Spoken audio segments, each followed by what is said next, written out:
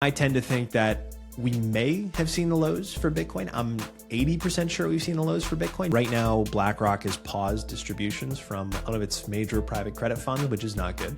And so that's indicating the system is at a big tipping point right now, where potentially there could be a systemic unwind of leverage throughout the financial system. The fastest way to a state of depression and self-sabotage is to consume more than you produce, right? So just produce. Right? Produce all day long if you can. We are living in an era of abundance. Anything you could possibly want right at your fingertips.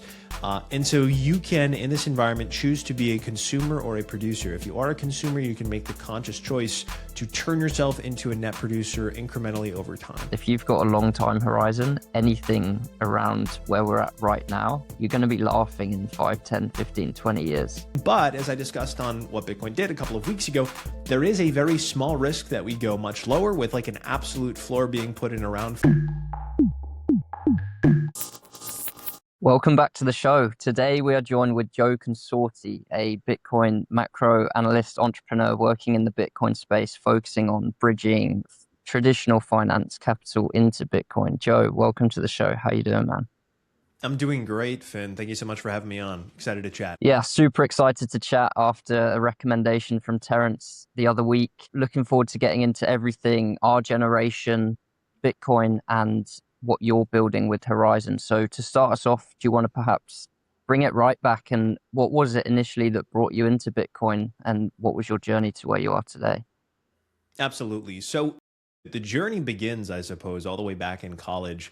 I initially wanted to go to school for medicine. I decided to go instead for business. While I was there, I made the switch and started going to the business school. And a couple of my friends from the business school had started talking about Bitcoin, right? This was in 2019. So I was a freshman in college in 2019. And my peers were talking about Bitcoin, Tesla, all these other sorts of investments. Right around the time that COVID was about to hit, Tesla sort of became an extremely popular equity for people to invest in. Early 2020, it started to go on a very insane run. And Bitcoin was also part of the conversation at that point. They shut everything down for COVID. So they sent me home from school. They sent all of my friends home from school. And when they sent us home, a couple of my buddies had the gall, they had the balls to drop out fully and pursue careers in Bitcoin. I did not. I remained at school. And so that summer, I ended up running a company doing over 6 figures in profit. I was looking for assets to park this capital in, because obviously when you're 18, 19, you have, $100,000 plus. It's not something you should just keep in your savings account. And so I was looking around at different things that I could potentially purchase. And one of my friends who had dropped out had brought back up the idea of Bitcoin. And so I basically plowed all of the money that I had into BTC in about October of 2020.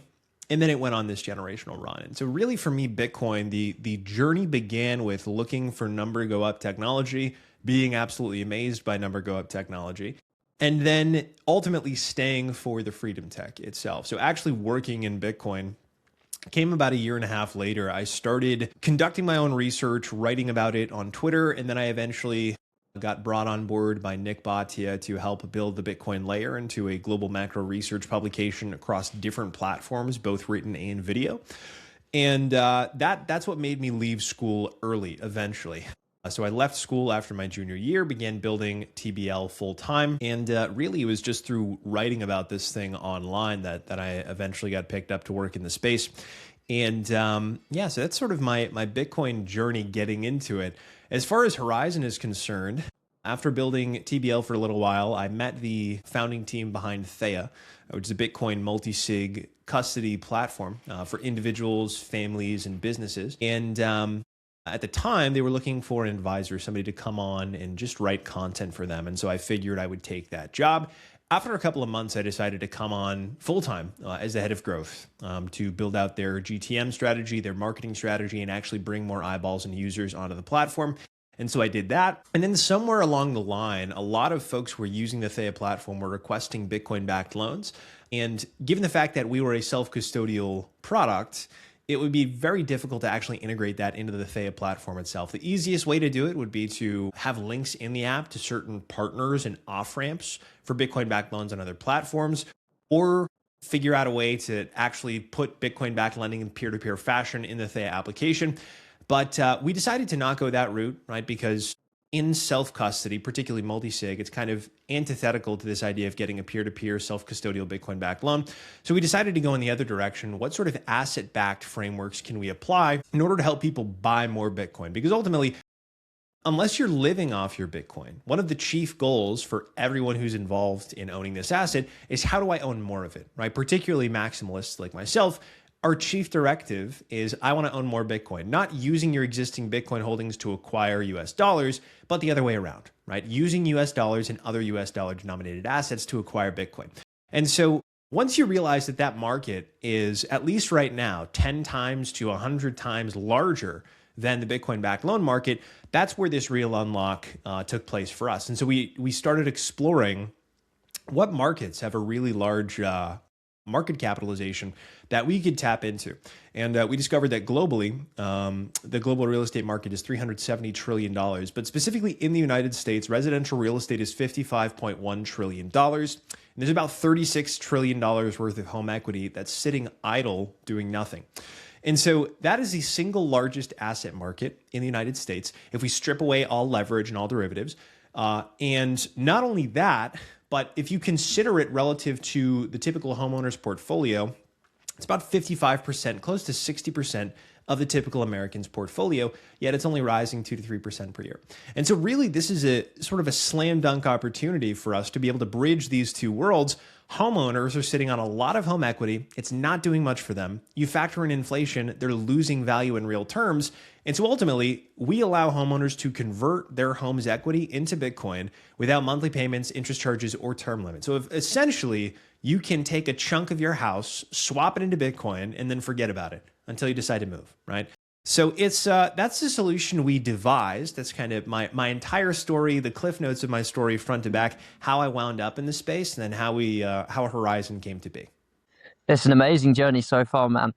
And just getting started too. So I want to park your journey towards the end of the episode to dig more a bit into that, but I want to keep pulling on the thread of Horizon because it's really interesting and I've not looked too much into it beyond the surface level. I sent it to a guy actually after I got told to reach out to you that I thought it might be of interest to in the US. So in layman's terms, from everything that you've just described, because I'm aware that maybe a lot of what you just said might have gone straight over my audience's head. So in layman's terms, what would that process actually look like in practicality for someone that perhaps has equity just sitting in a house? For sure. So to explain what Horizon is, I sort of have to always explain what Horizon isn't. When we think about unlocking a home's equity, we're usually talking about debt. We're usually talking about something like a home equity line of credit where you can get approved for, up to 60, 70, 80% loan to value against your existing equity. You can borrow against it.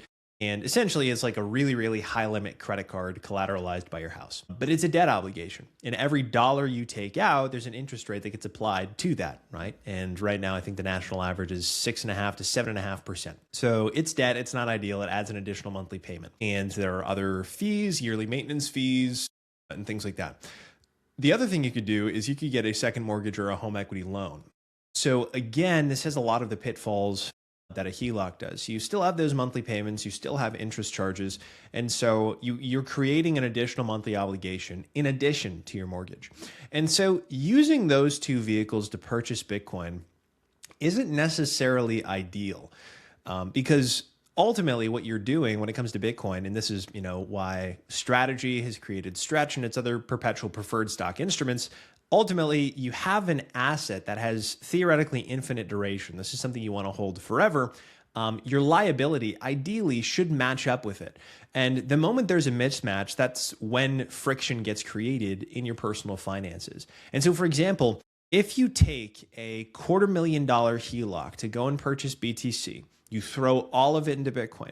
Suddenly, you have a $250,000 debt that's rising 7.5% every single year in interest. And so you're going to be looking down the barrel of several $100s every single month in order to just cover the interest. If you want to cover principal and interest, you're going to be looking at a 4-figure monthly payment just to finance that Bitcoin purchase. And ultimately, for most homeowners, if we're talking about single people, that's somewhat manageable. If we're talking about dual income, husband and wife, that is a little bit manageable, but ultimately it prevents them from doing a lot of those other lifestyle things like having children. If we're talking about the typical American family, forget about it, right? The reality is most people cannot afford to do something as exotic as taking on debt in order to purchase Bitcoin.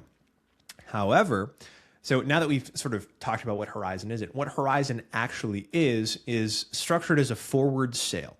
So you're selling us a share of your home's future value at an indeterminate date in the future, whether it's 6 months from now, 6 years from now, or 60 years from now. There's no predefined term in the contract. So you're selling us a future share of your home's value. In exchange, you're receiving tax-free funds to purchase and hold Bitcoin wherever you'd like. And that's it. So what we're doing here is we are guaranteeing payment down the line, whenever the homeowner decides to sell or just buy us out of the contract. And in exchange, the homeowner is receiving funds to purchase BTC. We're not expecting payment over the life of the Horizon deal, whether they settle up voluntarily at any point or whether they wait until they sell their property. And we also have no claim on the Bitcoin itself. So effectively, through our financing partners, we've been able to make it so we can provide capital in exchange for a share of the home's future value. So the homeowner can use that capital to purchase BTC, park it in their cold storage wallet, wherever that may be, and let it sit there, right? Effectively, this is ideal for anybody who is in their home for at least the next couple of years.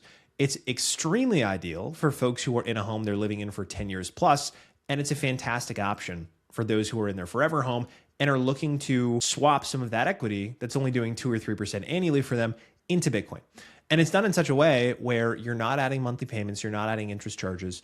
And so in a very real sense, we have created one of the most efficient financing options for purchasing Bitcoin and reallocating some of that trapped capital from your largest but worst performing asset into one of the highest growth assets over the last decade. So that's the brass tacks of the way that Horizon works and the way that we've structured it to make it different from some of these other debt offerings and ideal for the long-term Bitcoiner who happens to own a home in the United States.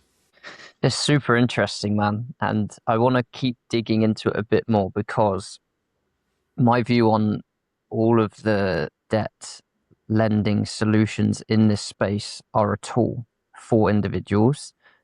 But I think there needs to be more education in the space around the risks because there's very good marketing around a lot of these lending products where people just don't then actually think if they're taking a responsible loan against their Bitcoin, for example. So with Horizon in particular and the way that you've structured everything, what would a individual need to be considering as risk factors or things that they need to consider when looking into this? It's a really good question.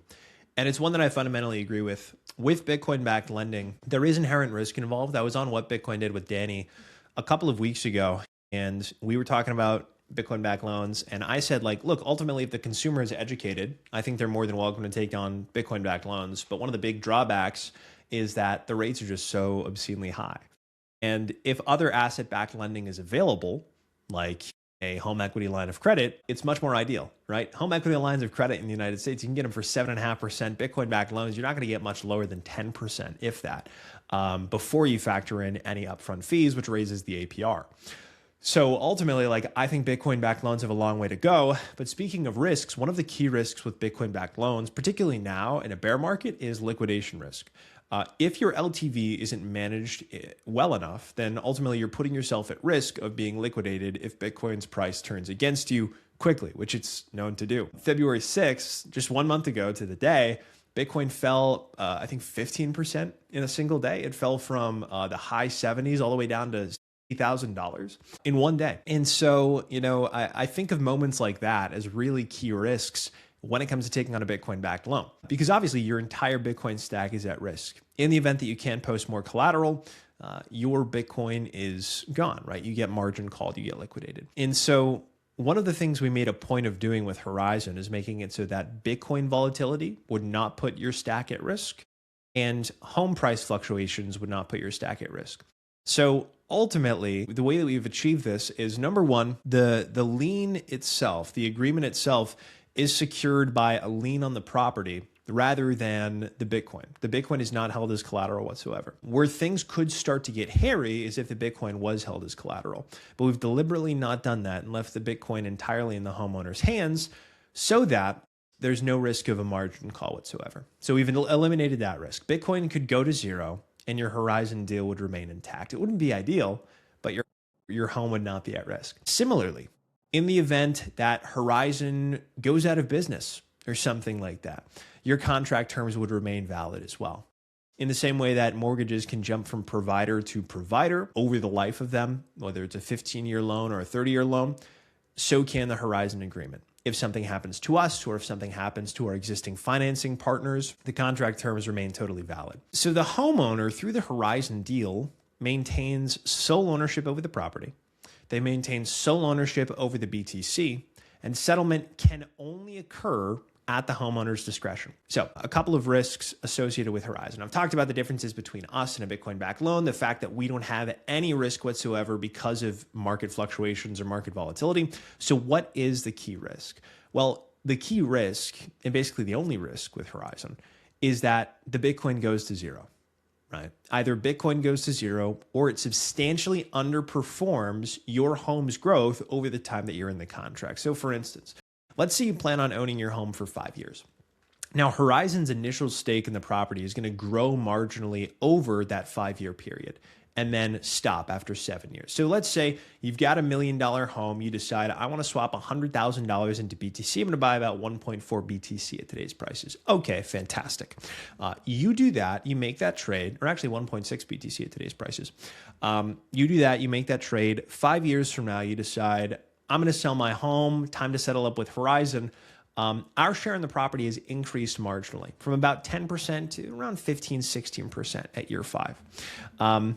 If the Bitcoin has stayed flat or substantially underperformed, then you may be at or below break even with the Horizon agreement. So for example, Bitcoin's historical compound annual growth rate is about 30%. So you can bet over multi-year time horizons, 5 years plus, that Bitcoin is going to rise on average 30% every single year. And we can be even more conservative with it. Let's say 20%. In the event that Bitcoin only did 10% a year over 5 years, chances are the homeowner would be underwater. Now, for reference, that would mean a Bitcoin price of less than $100,000 5 years from now. So extreme Bitcoin underperformance or Bitcoin going to zero are the key risks associated with Horizon. Now, I want to be clear, those are financial risks. Those aren't risks to the home itself. So that's practically it. We've structured it in such a way where there's no forced liquidations of any kind, no forced sale. Horizon can't foreclose on you. The key risk with Horizon is that Bitcoin underperforms dramatically over the term that you're in the agreement and by the time you decide to settle up, or Bitcoin goes to zero. And then the last bit, that makes so much sense, everything you're saying. The last bit I'm trying to piece together is in terms of Horizon and your financing partners.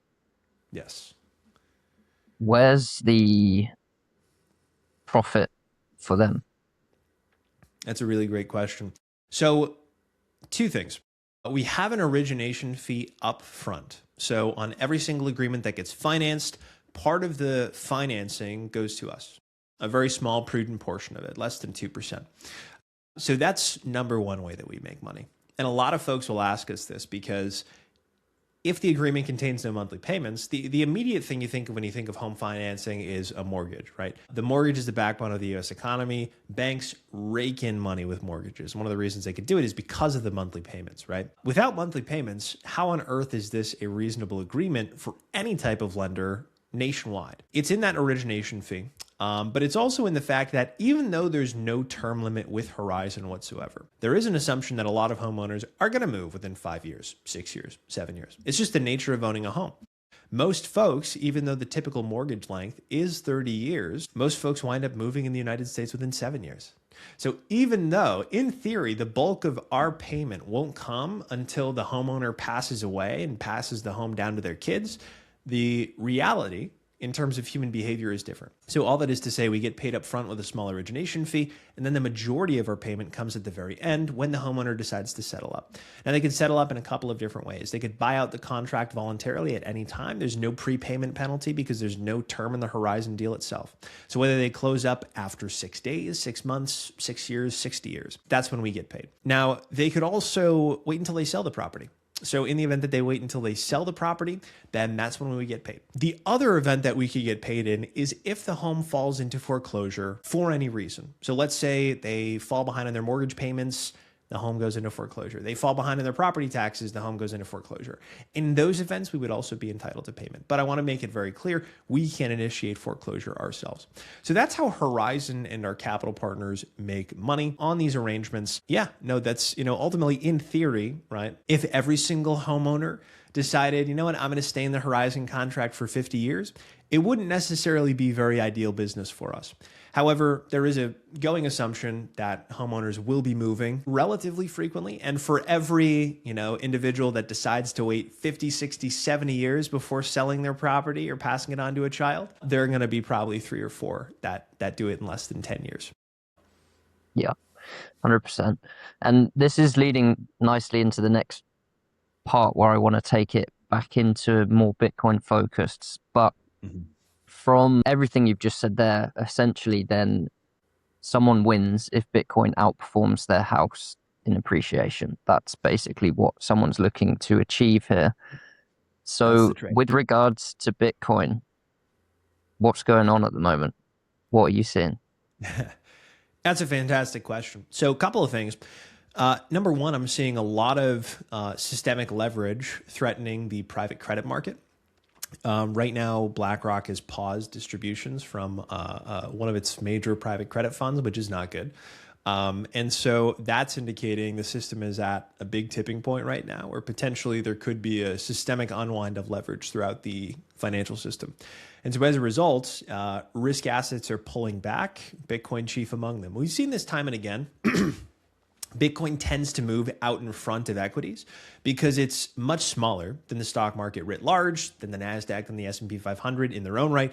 But also it's much more sensitive, right? It's correlated to high beta single stock names.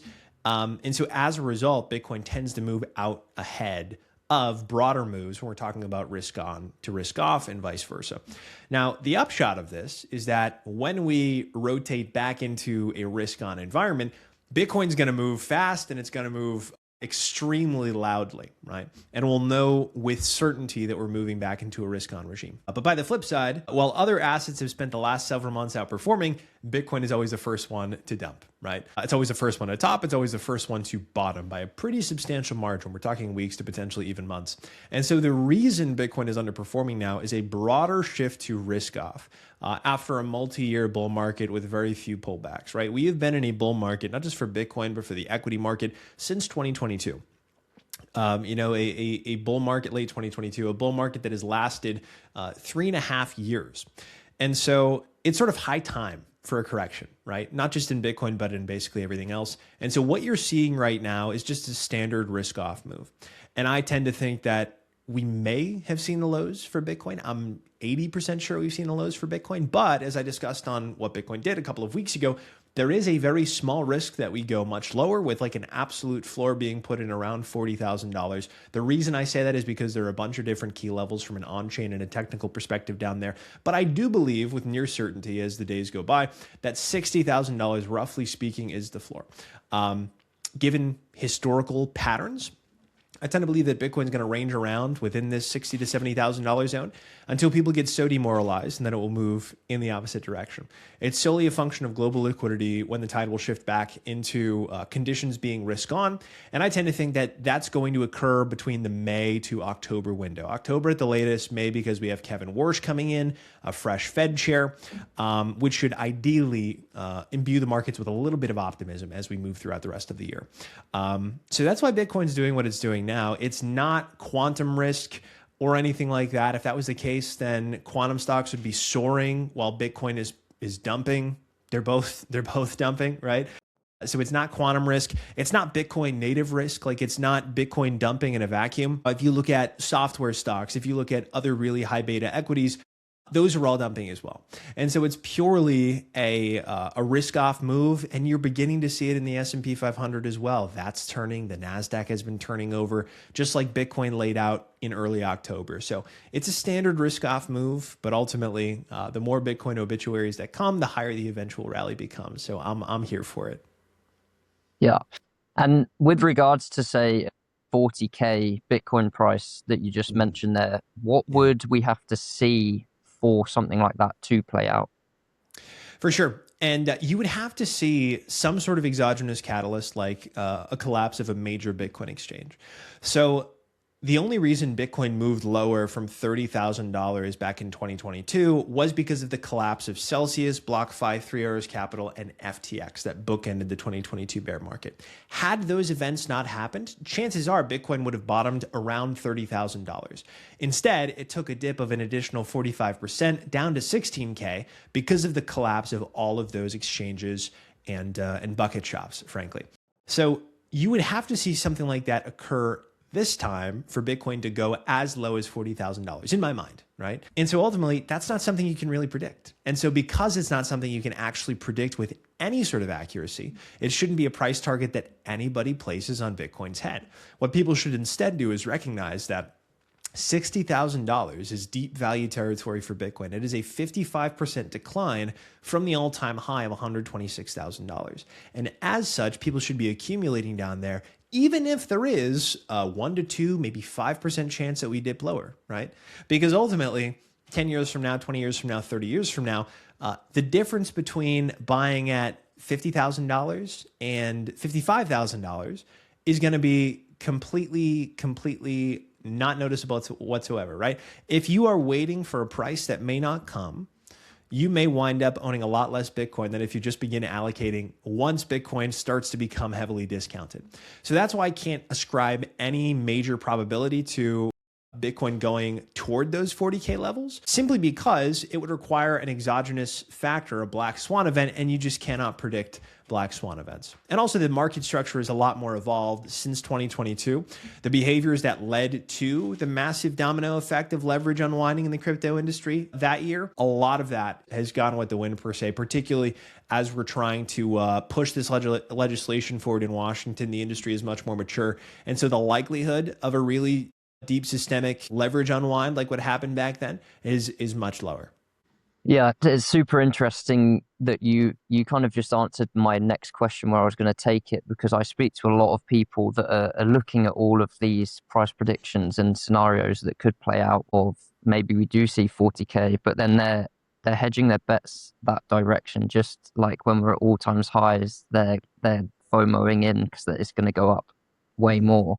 In my opinion, it's obviously not financial advice, but for the average man, you just want more Bitcoin this week than you did last week, especially at these prices. Like you said, if you've got a long time horizon, anything around where we're at right now, you're going to be laughing in 5, 10, 15, 20 years that there was a chance to buy at these prices. So I'm glad you mentioned that, because I do think that there's a lot of people that are potentially, their max pain is actually Bitcoin's not going to go any lower. And like you said, there's a good chance that we've seen a bottom, and therefore is the max pain actually buying now and then the price going down, or is max pain not buying now and the price running away from them? Really important things, in my opinion, to be considering. I want to move the back end of the podcast again back to your journey and kind of our generation, because fundamentally that's why I started the podcast, to help our generation understand what money is, what Bitcoin is, and why having a look at least into what Bitcoin is might be a good idea. If we first start, leave Bitcoin to the side, but just in terms of doing things to get ahead for Gen Z, from what you're seeing and what you've been through, what would you be saying to someone that's our generation, our age, that perhaps feels stuck, feels hopeless, and aren't really sure what they should be doing? Where would you be pointing them in the direction of getting started? Yeah, so I would say number one, like invest in yourself above all.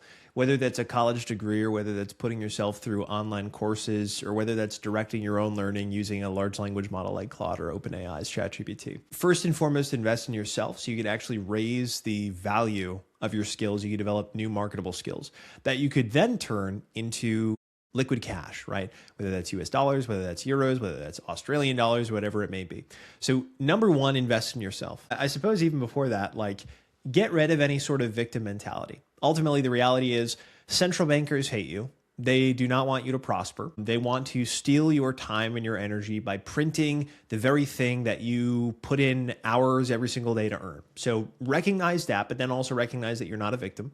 Because, the more that you just dwell on that fact that central bankers hate you and they won't stop printing money, it can consume you and it can be your entire identity. And if it's your entire identity, then you're not going to be working hard, right? And so if you're not working hard, you don't earn any money. If you don't earn any money, you can't buy any Bitcoin. So you can't allow yourself to be so caught up in the problem that you never actually seek a solution at the individual level. You got to realize you are an extremely capable person. If you don't believe that, do some soul searching, prove it to yourself incrementally over time. And then so the second thing is invest in yourself. The third thing is upon investing in yourself, which is it's a lifelong process. You get fruits of your labor, you continue investing in yourself.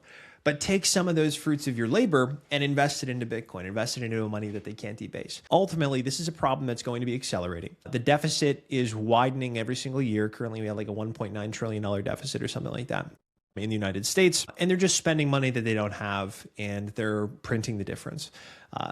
The ultimate benefactor of that are the people who are close to the banks, they're close to the money faucet, and those who hold assets. And so ultimately what you want to do in this regime is hold the one asset that they can't print and hold a lot of it. What I would not advise young people to do, don't take all of the capital that you're earning and plow it into Bitcoin. Don't spend half of your waking hours every single day listening to Bitcoin podcasts and just pontificating on this thing and ruminating on it and allowing it to be your whole life. The idea of saving into money they can't debase is so you could spend less of your time staring at the screen and more of your time doing things that you really like to do. And so for young people, myself included, Finn, you too, is that, we need to make a huge point of investing in ourselves, using the fruits of our labor and storing that in Bitcoin.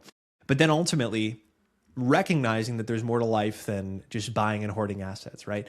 Purchasing Bitcoin, holding Bitcoin, it's simply a store of value. It's a means to an end. It's an alternative to keeping your money in a savings account where they can debase it, right? And it allows for the pursuit of meaningful work. If you are stressing less about price inflation and getting ahead and scrimping and saving, if you're stressing less about that, then it leaves you more mental capacity and daily time to work on things that you're passionate about. So that's what I would say, right? Invest in yourself, store the fruits of your labor in Bitcoin, and then build, right? With the extra time that you were afforded, with the extra capital that you were afforded, use it to build something that's worthwhile, whether it's a business, whether it's a family, whether it's some other kind of venture, or all three of those things. So that's what I would say to young people. But I think the most important anchor is getting off zero as soon as you can, because they can't stop printing in this system. There's no situation in which they allow themselves to default. So the only option outside of default, which again, they can't allow themselves to do, is to print the difference. And the only absolutely certain hedge against that is Bitcoin. It's one of my favorite answers that I've heard to that question from all the guests that I've spoken to so far. I think it's so true. And I think on the flip side of that doomery outlook that I think a lot of our generation are just clinging to is, in my opinion, we're actually in one of the best times to get ahead with everything that's at our fingertips in terms of Bitcoin to store our value and leveraging AI to build value and generate value to the world. And to your point as well, obviously there's going to be a handful of people that find Bitcoin and then want to work in Bitcoin and contribute to Bitcoin, like myself, like you. But what Bitcoin actually does, like you've said, is allow people to know that their money is not getting debased, but go on with their day how they actually want to and follow their dreams in whatever aspect that is. But I do think, and I'm guilty, that I was definitely stuck in that phase for about 6 months where it's you're clinging on, you get stuck in that doomery kind of mindset, and then it distracts you from actually adding value to the world and utilizing the positives that are there for you. So I think it's an interesting balance of doing the works. You've got to understand what Bitcoin is, but not getting so deep down certain rabbit holes that it distracts you from actually generating value. Because fundamentally, that's how the world works: is you're generating value or something that someone perceives as value, and then it's just Mhm. a medium of exchange, whether you get paid in Bitcoin or you get paid in fiat, and then park the fiat into Bitcoin. It comes from generating value, not by just sitting feeling Yeah. sorry for yourself. If you, the fastest way to a state of depression and self-sabotage is to consume more than you produce, right? So just produce, right? Produce all day long if you can. Don't be a net consumer, right? Being a net consumer, it weighs heavily on your conscience. Always be seeking to provide value across every single endeavor that you take part in life. Yeah, 100%. Couldn't agree more. And with those two aspects, then to go down to round us out, one, if you're speaking to someone that's our age that is looking into Bitcoin but hasn't fully grasped them, where are you pointing them to get that level of conviction and understanding that they need really to be holding Bitcoin? Excellent. That's a really good question. So I point them to what I read that orange pilled me. Number one, The Masters and Slaves of Money by Robert Breedlove. And number two, The Bullish Case for Bitcoin by Vijay Boyapati. Those were both of the materials that my buddy Tyler, who works at BTC Inc., pointed me to that got me orange pilled and sent me down the rabbit hole. So read those two materials. If you're looking for additional reading materials, check out Bitcoin Age and Layered Money by Nick Bhatia, and also The Big Print by Lawrence Lepard. All five of those pieces of material will give you enough context as to the problem and why Bitcoin is the solution. And of course, the Bitcoin standard, right? It's sort of a prerequisite for owning Bitcoin at this point, I suppose. But just read more, right? Ultimately, if you don't have conviction in the asset that you're holding, you're not going to be able to weather all of the volatility, all of the extreme storms that come your way. So develop your conviction first, and then invest in the asset, right? Don't touch this thing until you understand what it is and what it solves for. Yeah, 100%. And I'll put all of those in the description below for anyone listening. And then the other direction in terms of generating value. So a lot of people that perhaps are clinging on to a more pessimistic view or whatever, that but there's a level of pain where they want to start getting ahead and things like this. I recommend people just go hard, go ham on AI and just speak to it and get some ideas. I don't know if you've been playing with OpenClaw yet, but the last 4 weeks, OpenClaw's, like, in my opinion, changed the game along with Claude Code, where we're now in a situation where you can go from idea to execution and generating value in pretty much anything, like within a day of a lot of work for the average person. Yeah. For what would your view on this be for people listening that want to go and do something perhaps a bit entrepreneurial rather than just following the beaten path of getting a job that they hate, for them to start looking into and playing with to start getting some traction somewhere? That's fantastic. So a couple of different things. Number one, build a voice, build an audience, because in an era where, as you mentioned, you could take something from idea to reality almost instantaneously, that's no longer a barrier to entry. The only barrier to entry is distribution. If you can't distribute what you've got, then ultimately what you're building doesn't mean much of anything. And so there are a couple of different ways to distribute. Number one, going viral, right? But that's very difficult. It's difficult to do, and it's difficult to scale. You can't scale virality. You can engineer virality, but it's hit or miss. The second thing you could do is do paid ads. But when you're just starting, you can't do paid media. You could also do organic media, right?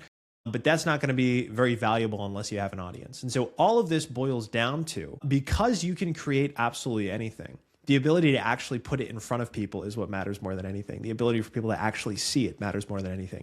So get on x.com, make an account, start talking about what you're doing, start building it in public. You'll naturally cultivate an audience as a result of that. Be authentic, be yourself. And ultimately, it's a skill that you have to hone in, right? Being able to build an audience, speaking in public, use X as your living, breathing resume so that you can achieve distribution for the idea that you're seeking to bring to life. And that's what I would recommend. And then, of course, fire up Claude. If you don't know how to code, doesn't matter. Download the desktop app for Mac or Windows. I don't know if they have one for Linux. If you're using Linux, get a Windows computer or a Mac. What are you doing?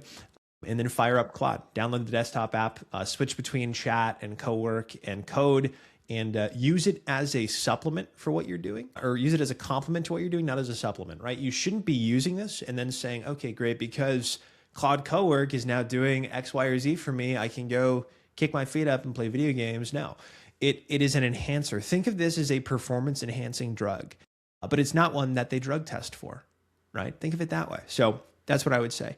Incorporate this into your daily life. Do it in such a way where it doesn't allow you to operate at a deficit. And at the same time that you're doing that and building your idea, leveraging these AI tools, build an audience, right? Because ultimately distribution in today's world matters more than anything. I would say actually taste and distribution are the two things that matter in a world where anybody can create basically anything using one of these AI tools.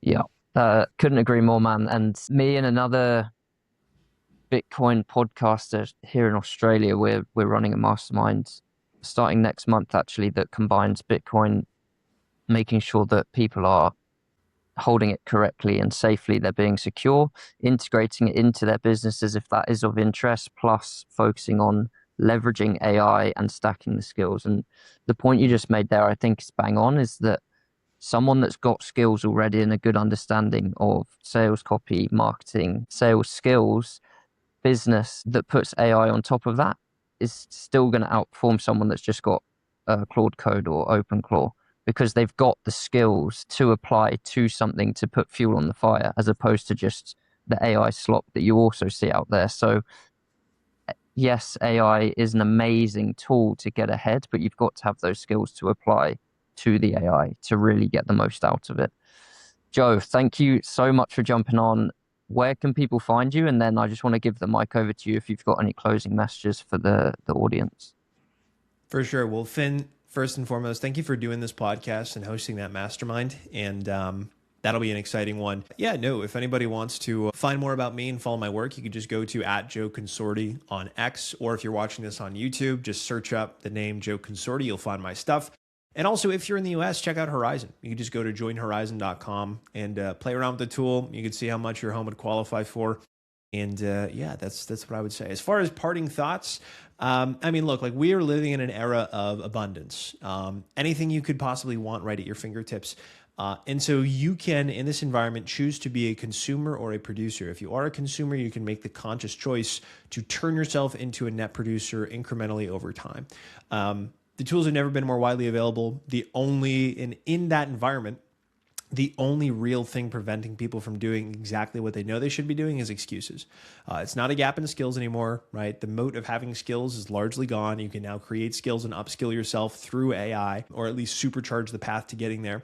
So just get after it, right? Like life is electric. Life is fantastic. You just have to work your hardest every single day and go to bed exhausted. That's what I would say. Parting thoughts. Great way to finish. Create more than you consume. Joe, thanks so much for jumping on, man. And guys, we'll see you on the next one.